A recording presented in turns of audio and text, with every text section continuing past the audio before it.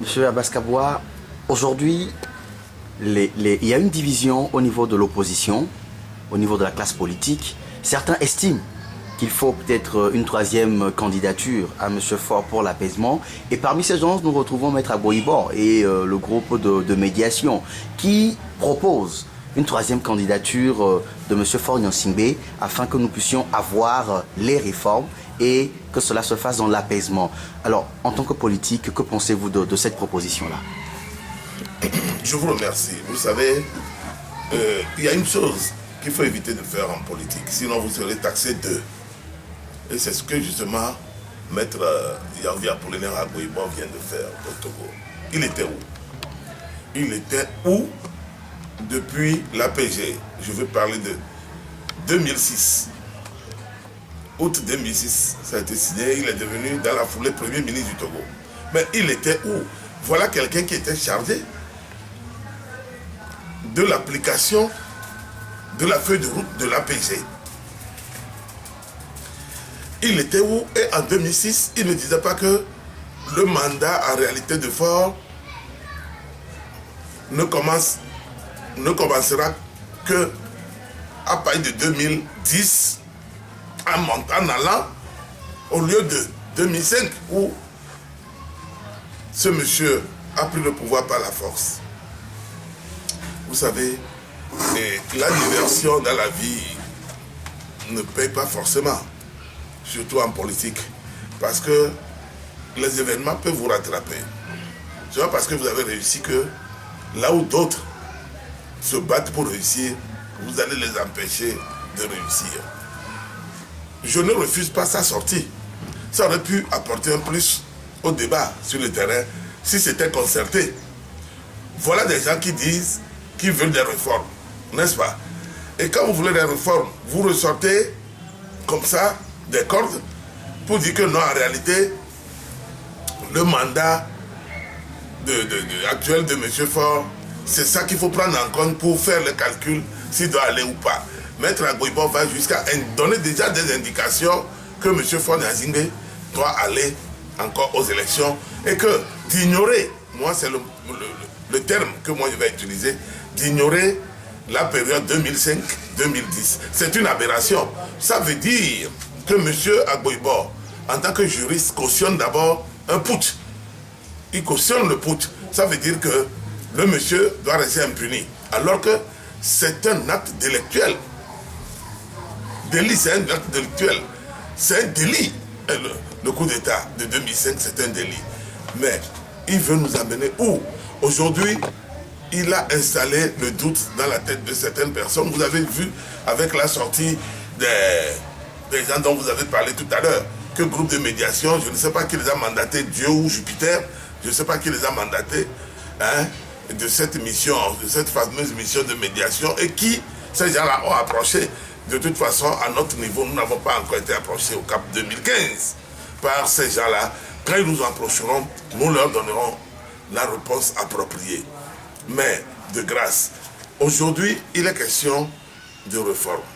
Et les réformes ne s'arrêtent pas seulement au mode de scrutin, au mandat présidentiel limité, non.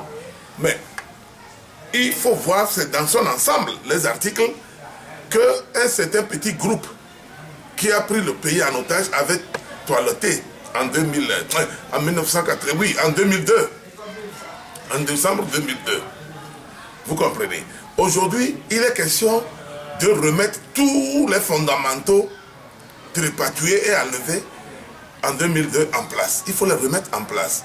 Alors, aujourd'hui, la réforme ne s'arrête pas seulement aux trois choses que je viens de citer. Ça commence d'abord par la recomposition de la Cour constitutionnelle. Sur les 9 membres, l'opposition n'a pas un seul membre, sinon qu'il y a un certain monsieur Roger Tagbé qui siège là-bas et que précédemment ce monsieur était du CAR. Aujourd'hui, on ne connaît pas son vrai statut. Est-ce que lui aussi a quitté le CAR pour allier, unir, comme d'autres l'ont fait, d'autres cadres de ce parti l'ont fait? That is question. Quand nous posons ce problème-là, c'est comme si on a piqué dans le vif, certains.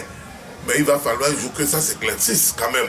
Sur les 9 membres, l'opposition n'a que dalle, zéro. Zéro pointé. La CENI, la Commission nationale électorale indépendante, doit être également réformée. En ce sens que c'est une grave aberration que sur 17 membres, l'opposition n'a que 6.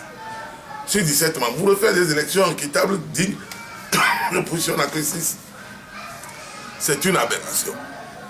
Il faut faire de façon consensuelle le partage. Et que s'il le faut, les membres doivent choisir en leur sein leur président. Il faut réformer également la HAC, la Haute Autorité de l'Audiovisuel et de la Communication. Il faut également réformer. Sur les 9 membres, ils sont tous URPT.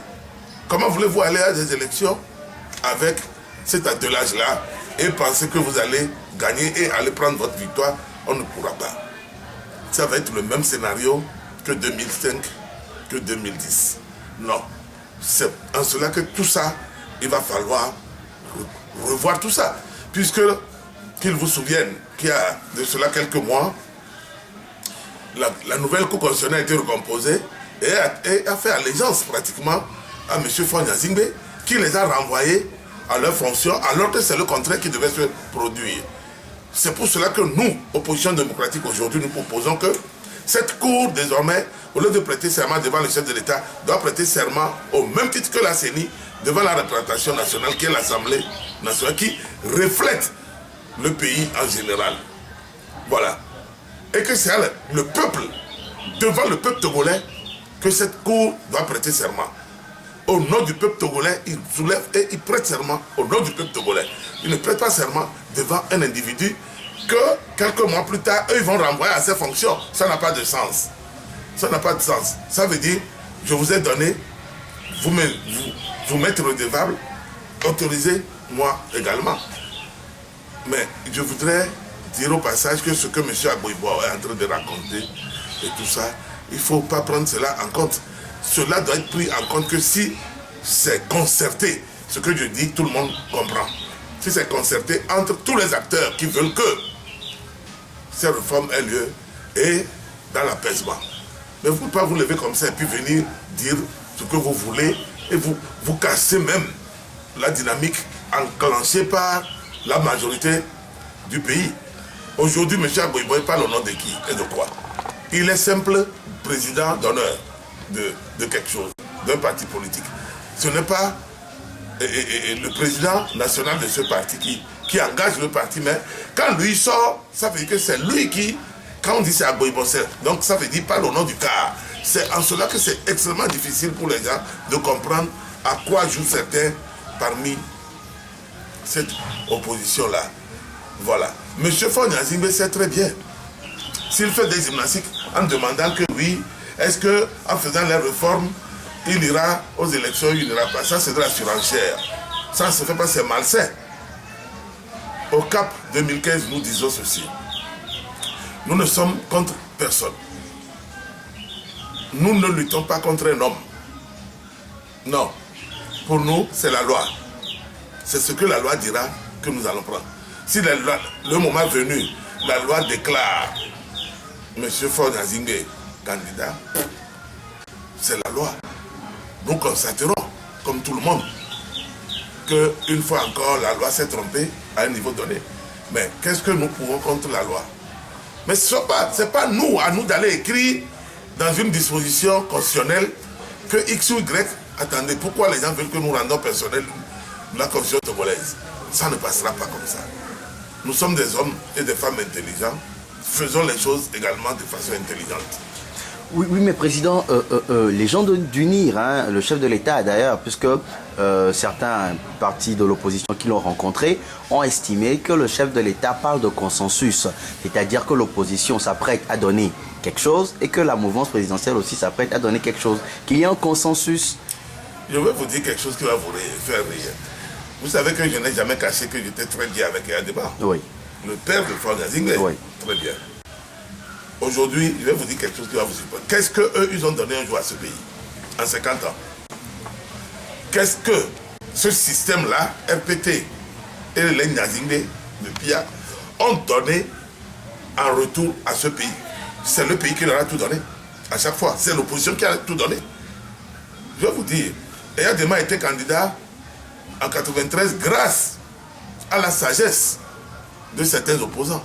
Je sais de quoi je parle, hein, et je défie quiconque dans leur rang là-bas de venir me contredire, il va entendre ce que je vais dire. Vous savez, les gens s'amusent. C'est l'opposition qui a permis à Adema d'aller aux élections à l'élection présidentielle de 1993 parce qu'il y avait 2 ou 3 dispositions qui le bloquaient même totalement. 1, il faut démissionner de l'armée si vous voulez être candidat à l'élection présidentielle. Il ne l'a pas fait. On a laissé là-bas un flou artistique. C'est fait à dessein pour lui permettre d'aller. 2, une fois que vous démissionnez donc de l'armée, vous ne pouvez plus habiter dans une caserne. On a laissé Adema jusqu'à sa mort dans une caserne et jusqu'à l'heure où je vous parle, sa veuve et ses orphelins et orphelines vivent aucun hérité. Vous comprenez? Est-ce que c'est une milice familiale ou c'est une armée républicaine qui appartient à tout le Togo? Vous comprenez? Mais je vous cite seulement les 2 pour le moment. Qu'est-ce que eux, en retour, un jour, ils ont donné?